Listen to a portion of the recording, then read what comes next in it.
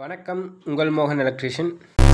இன்றைக்கி இந்த வீடியோவில் பாத்ரூம் ஃபிட்டிங்ஸ் மாட்டுற ஒர்க்குங்க. நம்ம ஆல்ரெடி இந்த பாத்ரூம் வந்து காடி எடுத்து போட்டிருப்போம். அதை நம்ம சேனலில் அப்லோட் பண்ணியிருப்போம். இப்போ அந்த டைல்ஸ் ஒர்க்கெல்லாம் கம்ப்ளீட் ஆனதுக்கப்புறம் நம்ம ஃபிட்டிங்ஸ் மாட்டுறதுக்காக வந்திருக்கோம்.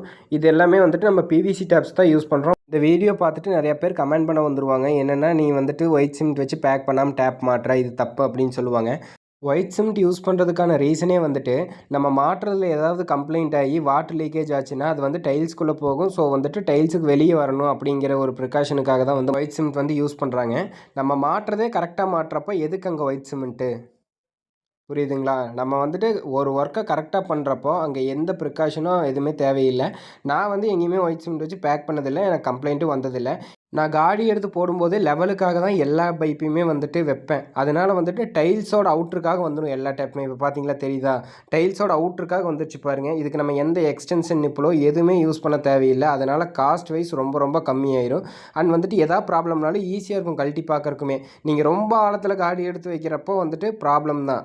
ஸோ வந்துட்டு இது மாதிரி காடி எடுத்து போடும்போது ப்ராப்ளம் வராது. ஸ்டார்டிங்லேயே ஒரு வேலையை வந்து நம்ம கரெக்டாக பண்ணுறப்போ அது அடுத்தடுத்த ஸ்டேஜ் வரும்போதுமே சூப்பராக தான் இருக்கும். இங்கே எல்லாமே சூப்பராக தான் வந்திருக்கு அவுட்புட்டு. இந்த ஹெல்த் வாஷட் கன் மாட்டுறதுக்கு வாட்டர் டெக் சைடில் இருந்துட்டு ஸ்பேனரு, ஃபிஷரு எல்லாமே ஸ்க்ரூ எல்லாமே கொடுக்குறாங்க. பட் இந்த ஃபிஷர் போட்டு அதை லாக் பண்ணுறப்போ அது நிற்குமா? கண்டிப்பாக நிற்காது. ஸோ வந்துட்டு இது காம்ப்ளிமெண்ட்ரியாக ஃப்ரீயாக தரேங்கிற ஒரு பேரில் இதை வந்து தராங்க. இதுக்கு இவங்க தராமையே இருக்கலாம். அண்ட் தென் வந்து வாட்டர் டெக் கம்பெனிக்கு ஒரு ரெக்வஸ்ட் என்னென்னா வந்துட்டு, அடுத்த டைம் வந்து இந்த ஃபிஷர் கொடுக்குறதுக்கு பதிலாக வேறு ஏதாவது நல்லதாக கொடுங்க. அண்ட் தேங்க்ஸ் ஃபார் வாட்சிங். தேங்க்யூ.